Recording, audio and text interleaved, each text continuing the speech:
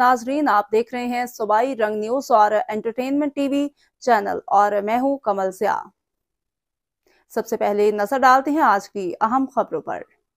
वज़ीर आला पंजाब मरीम नवाज शरीफ ने पाकिस्तान के सबसे बड़े मुल्तान रोड इंटरचेंज का इफ्तिताह कर दिया। वज़ीर आला मरीम नवाज शरीफ ने तकमील के बाद रिंग रोड सदरन लोब 3 का भी बाकायदा आगाज़ किया। वज़ीर आला मरीम नवाज की हदायत पर 1 माह के लिए SL3 पर टूल टैक्स माफ, शहरी मुफ्त सफ़र कर सकेंगे।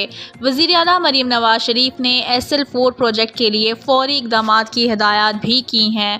वज़ीर आला मरीम नवाज शरीफ ने अड्डा प्लाट से मुल्तान रोड इंटरचेंज तक रोड का मुआयना किया।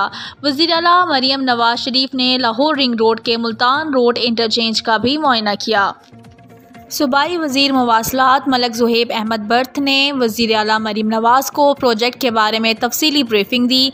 SL3 Multan road interchange Punjab का सबसे बड़ा इंटरचेंज है। जनूब से आने वाली ट्रैफिक 8 किलोमीटर तवील Lahore ring road southern lobe 3 पर चंद मिनट में एयरपोर्ट पहुँच सकेगी। SL3 बनने से शहर की अंदरूनी रोड पर रश कम होगा। मरीम नवाज शरीफ SL3 लाहौर में ट्रैफिक मैनेजमेंट के लिए बहुत अहम है।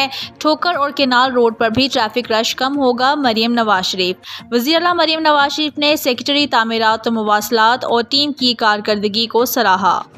सीनियर सूबाई वज़ीर मरीम औरंगज़ेब, MNA अफजल खोखर, मुआवन खसूसी Zeeshan Malik, chief secretary Zahid Akhtar Zaman, IG doctor Usman Anwar, commissioner Zaid bin Maqsood, deputy commissioner Rafia Haider और दीगर हुकाम की शिरकत।